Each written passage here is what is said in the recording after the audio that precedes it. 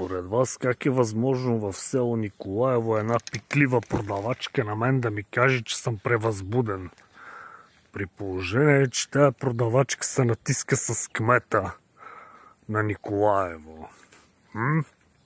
Според вас това как е възможно? Казва се Милена, викат и Мима. Нещастница скапана. Как е възможно това според вас да стане? Тая сутрин тя това ми го каза. Опитах с нея нещо да споделя, но не стана.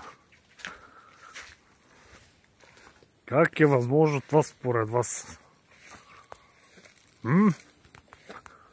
Тая Мима е много глупава. Да се натискаш ти с кмета, си станала за смях на цялото село. Против мен те ще говориш. Мале, тя само с кмета, тя с половината село е спала. Малко се разхода, че времето е хубаво, слънчево и така. Може ли такова нещо? Да продава там, да пие там бири, да ръки, да шмърка кокаин долу в магазина пред хората. Не е ли е срам? Как може такова нещо? Боже. И с този кмет са станали за смях. То не бе целувки, миловки, мале, езици, мезици, бара и яките, тако, гангрици,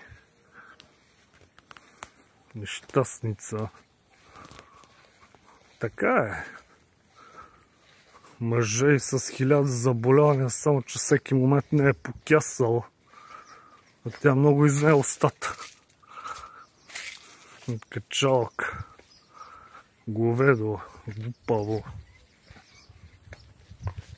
Такива са в това Николаево.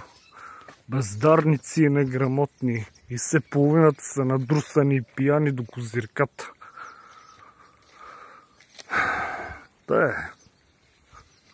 Тук овце ще гоня, кучета ще лаят по мене, птича да скачат, да ма хапят. Аз викам като идиот по центъра, не мога миниш.